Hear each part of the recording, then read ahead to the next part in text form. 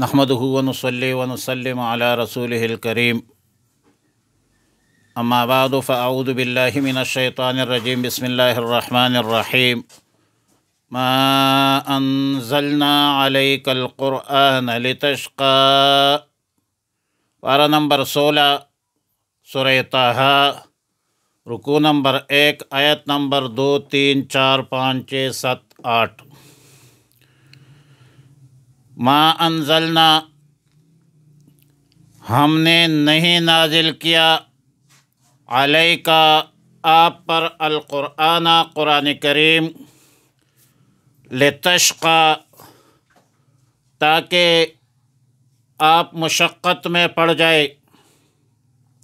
الا تذکرۃ مگر نصیحت ہے لمن یخشی اس کے لیے جو ڈرتا ہے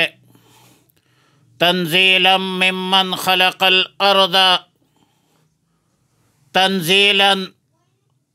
نازل کیا ہوا ہے ممن خلق الارض اس کے طرف سے جس نے پیدا کیا ہے زمین کو والسماوات العلی اور بلند آسمانوں کو الرحمن علی العرش استوى اور بڑا مہربان عرش پر قائم ہے لہو اللہ کے لیے ہے ما فی السماوات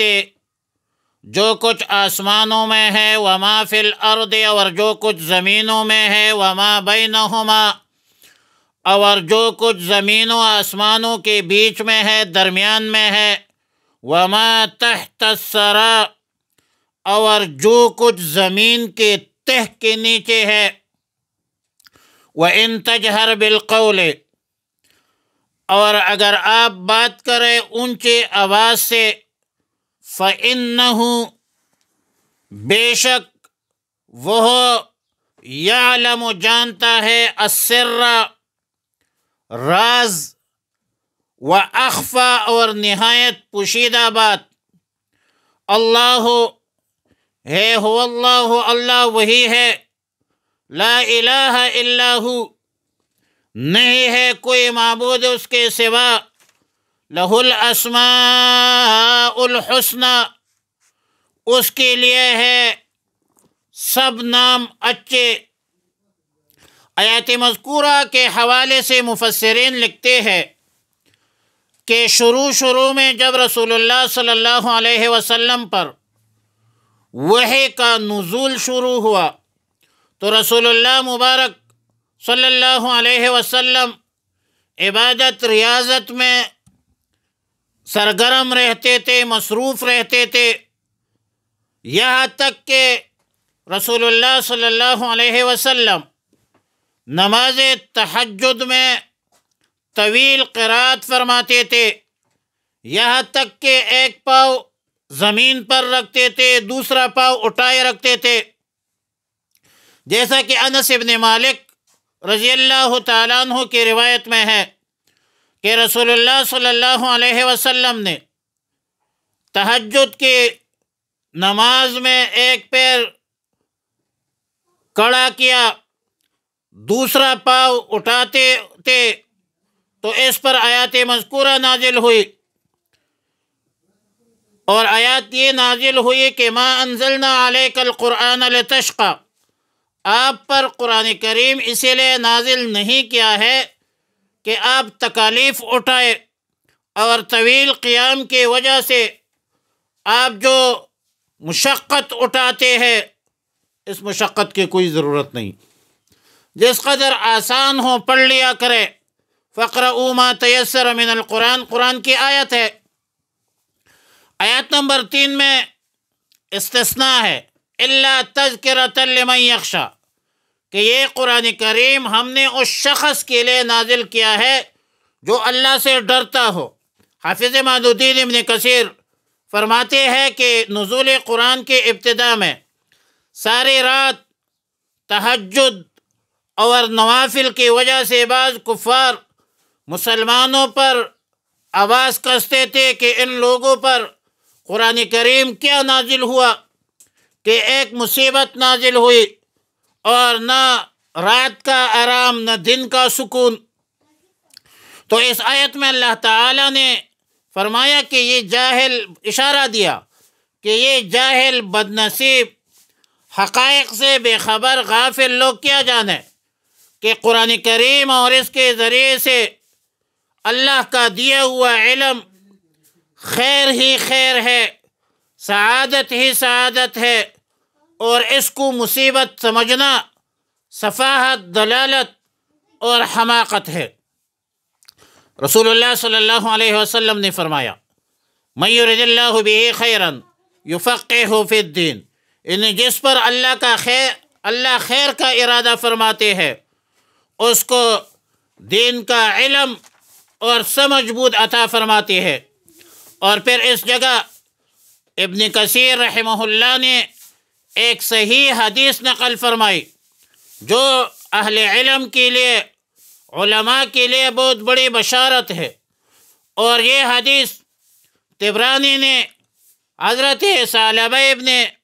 ابن الحکم سے روایت نقل کی ہے۔ حافظ امان الدین ابن کثیر فرماتے ہیں کہ وہ اسنادہ جید، کہ رسول اللہ صلی اللہ علیہ وسلم نے فرمایا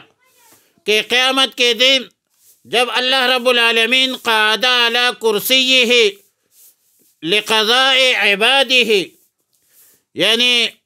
اللہ رب العالمین بروز قیامت اپنے کرسی پر بندوں کے اعمال کا فیصلہ کرنے کے واسطے تشریف فرماؤں گے، تو علماء سے فرمائیں گے کہ میں نے اپنا علم و حکمت تمہارے سینوں میں صرف اسی لیے رکھا تھا کہ میں تمہاری مغفرت کرنا چاہتا ہوں، باوجود ان خطاؤں کے جو تم سے سرزد ہوئی ہے، اور مجھے کوئی پرواہ نہیں ہے۔ مگر ظاہر ہے کہ یہاں علماء سے مراد وہی علماء کرام مراد ہے جن میں علم کی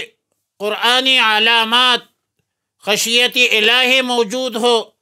اور جن میں یہ علامات موجود ہو وہی علماء حق ہے جس کے اندر خشیت الہی ہو۔ اللہ تعالیٰ نے فرمایا انما یخشی اللہ من عبادہ العلماء۔ آیات نمبر 4 میں فرمایا تنزیلا ممن خلق الارض والسماوات العلی، یہ قرآن کریم اس ذات کی طرف سے نازل ہوا ہے جس نے زمین اور بلند آسمانوں کو پیدا فرمایا ہے۔ تنزیل تلفظ میں اور نطق میں فعل مقدم کا عوض ہے یا بدل ہے، اور اصل عبارت یہ ہوگی نزلناہ تنزیلا، فعل کو حجوباً حذف کر دیا گیا ہے چونکہ مصدر ہے، تنزیل اس کی نیابت کر رہا ہے۔ آیات نمبر 5 میں فرمایا الرحمن علی العرش استوى۔ استواء علی العرش کے حوالے سے صحیح اور بے غبار بات وہی ہے جو جمہور سلف صالحین سے منقول ہے کہ الاستواء معلوم وکیفیتہ مجہول والسوال عنہ بدعۃ، استواء کی حقیقت اور کیفیت اللہ کے حوالے سے کسی کو معلوم نہیں ہے، متشابہات میں سے ہے۔ صرف اتنا عقیدہ رکھنا ضروری ہے کہ استواء علی العرش حق ہے، سچ ہے، اور کیفیت وہی ہے جو اللہ کے شان کے مناسب ہے، جس کا ادراک اور احساس دنیا میں کوئی نہیں کر سکتا۔ آیات نمبر 6 میں فرمایا کہ لہو ما فی السماوات وما فی الارض وما بینہما وما تحت الثری، اللہ کی طاقت و قوت میں ہے جو کچھ آسمانوں میں ہے، جو کچھ زمینوں میں ہے، اور جو کچھ اس کے درمیان ہے، اور جو کچھ گیلی مٹی کے نیچے ہے۔ مراد زمین کے ساتوں طبقات ہے وہ سب تحت الثری ہے۔ ثری دراصل نمناک گیلی مٹی کو کہتے ہیں جو زمین کودتے وقت نکلتی ہے، اور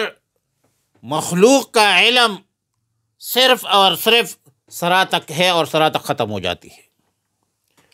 آگے ثری کے نیچے کیا ہے اس کا علم اللہ کے بغیر کسی غیر کو نہیں ہے، کسی کو معلوم نہیں ہے، بلکہ نئی جدید تحقیق اور ریسرچ کے مطابق نئے نئے سائنسی آلات کی انتہائی ترقی کے باوجود زمین کو ایک طرف سے دوسرے طرف نکلنے کے مدتوں تک کوشش کی گئی، تمام تر کوششوں کے باوجود وہ اس نتیجے پر پہنچے کہ صرف 6 میل کی گہرائی تک یہ آلاتی جدیدہ کام کر سکتے ہیں، لیکن آگے ایک ایسا پتھر کا غلاف آ جاتا ہے جہاں کودنے کے سارے آلات اور سائنس کے جدید آلات عاجز ہو جاتے ہیں۔ یہ صرف 6 میل تک انسان کا علم ہے، جبکہ زمین کا جو قطر ہے وہ ہزاروں میل پر مشتمل ہے۔ اس لیے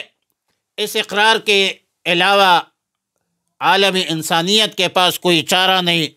کہ ما تحت الثری کا علم صرف اور صرف اللہ کی صفت ہے۔ آیت نمبر 7 میں فرمایا وَإِن تَجْهَرْ بِالْقَوْلِ فَإِنَّهُ يَعْلَمُ السِّرَّ وَأَخْفَى، اگر آپ پکار کر بات کہے تو بلا شبہ سننے میں اللہ تعالی جہر سے بھی نیاز ہے، یعنی کسی اونچی آواز کا اللہ محتاج نہیں ہے، بلکہ پوشیدہ سے پوشیدہ اور خفیہ سے خفیہ بات بھی اللہ جانتا ہے، اور دلوں کی پوشیدہ باتوں کو اللہ خوب جانتا ہے۔ اس لیے جہر کے ذریعے اپنے رب کو پکارنے کے لیے اپنے آپ کو مشقت میں مت ڈالے۔ لا الہ الا ہو، اللہ ایسا ہے کہ اللہ کے سوا کوئی معبود نہیں، اللہ کے بغیر کوئی عبادت کا مستحق نہیں، لہو الاسماء الحسنی، اللہ کے اچھے اچھے نام ہے، اور احادیث صحیح میں 99 نام مذکور ہے۔ اللہ سے دعا ہے کہ ہمیں نیک اعمال کی توفیق عطا فرمائے۔